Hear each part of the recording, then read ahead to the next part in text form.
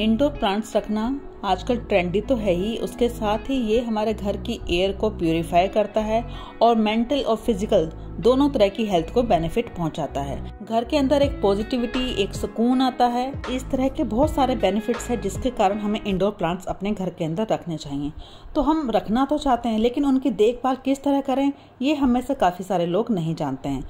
Friends, मैं हूं शीतल और आज की वीडियो में हम इंडोर प्लांट्स की देखभाल कैसे करें इस टॉपिक के ऊपर ही बात करने वाले हैं। लेकिन फ्रेंड्स, उससे पहले अगर आपने मेरे चैनल को सब्सक्राइब नहीं किया है, चैनल को सब्सक्राइब कर लें, साथ ही बेल आइकन भी जरूर प्रेस कर लें।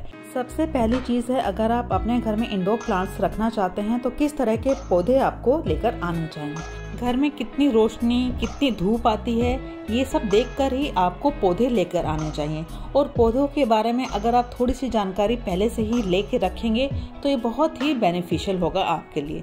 दूसरी सबसे इम्पोर्टेंट चीज़ है जगह का चुनाव करके रखना पौधे लेकर आने से पहले, जहाँ पर उचित रोशनी और हवा आती हो। प्लांट्स का चुनाव और जगह का चुनाव ये एक दूसरे के ऊपर डिपेंड करता है। इंडोर प्लांट्स को बहुत ज़्यादा धूप या बहुत ज़्यादा हवा की भी जरूरत नहीं होती है और ऐसी जगह पर रखें जहाँ आप उनसे बार बार ना टकराएं। तीसरी सबसे इम्पोर्टेंट चीज़ है मिट्टी। प्लांट्स को जितना भी न्यूट्रिशंस है वो मिट्टी से ही मिलता है, तो मिट्टी हमारी अच्छी क्वालिटी की होनी चाहिए, ताज़ा होनी चाहिए और उसमें खाद पहले से ही मिलाकर रखें। साथ ही मिट्टी ऐसी ना हो कि आप उसमें पानी डालें और उसमें बिल्कुल भी पानी ना ठहरे या पानी उसमें रुका रह जाए। तो इस तरह की मिट्टी का चुनाव आपको ध्यान से करना चाहिए। देखिए, अब प्लांट आ गया है, उसको कहाँ पर रखना है ये पता चल गया है, मिट्टी चूज कर ली है, तो अब नेक्स्ट बचा हमारा गमला।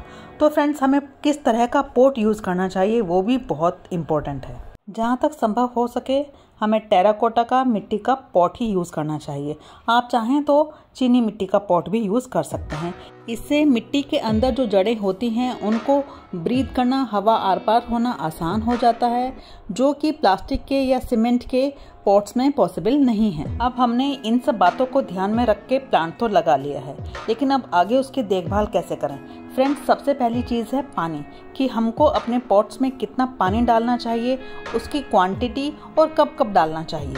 फ्रेंड्स, जब भी आप नर्सरी से प्लांट लेकर आएँ तो माली से पूछ कर आएँ कि आपको इस प्लांट में कब कब पानी डालना है और कितना डालना है। पहली चीज़ तो ये।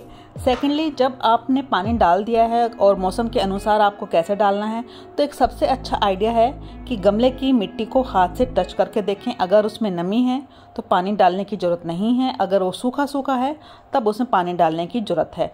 एक बार में ही बहुत सारा पानी ना डालें, थोड़ा थोड़ा पानी करके डालें। कुछ कुछ पौधों में आप सिर्फ छिड़काव कर सकते हैं, उनको ज़्यादा पानी की ज़रूरत नहीं होती है।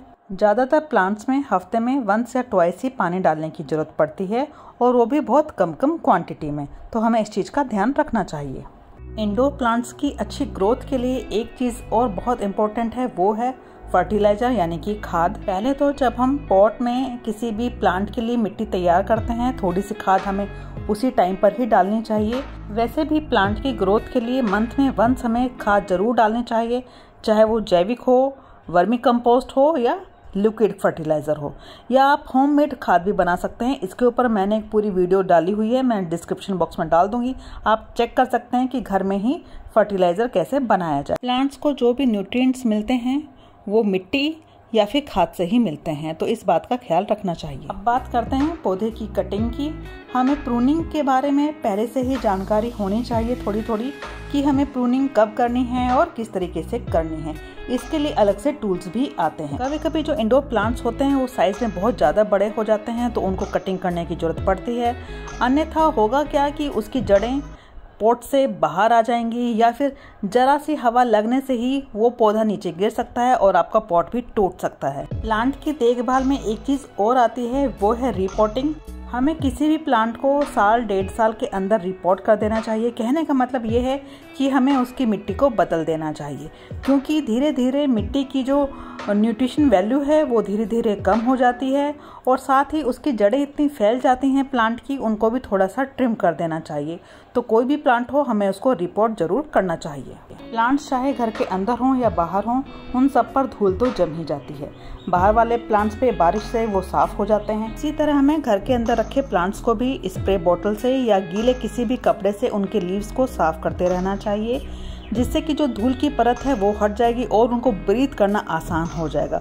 इससे पौधों की ग्रोथ अच्छी होगी। इसी तरह हमें प्लांट्स को भी लगातार लगने वाली हवा से भी बचाना चाहिए। ध्यान रखें कि कहीं आपका प्लांट एसी की डायरेक्ट हवा के या पंखे की डायरेक्ट हवा के नीचे तो नहीं है। ऐसा होने पर आपका प्लांट जल्दी मुरझा सकता है और वो खराब हो सकता है। फ्रेंड्स, मैंने यहाँ पूरी कोशिश की है कि आपको वो सब टिप्स बता सकूं जिससे आपके प्लांट हेल्दी और बहुत ही लंबे टाइम तक चलें। उसके साथ ही प्लांट्स हेल्दी रहेंगे तो हम भी हेल्दी ही रहेंगे और हमारा मन हमेशा खुश रहेगा, जिससे एक पॉजिटिव एनर्जी पूरे घर में घूमती रहेगी। फ्रेंड्स, अगर आपको मेरी ये वीडियो पसंद आई हो तो वीडियो को लाइक कीजिएगा और चैनल को सब्सक्राइब कीजिएगा। Okay friends, bye bye, take care.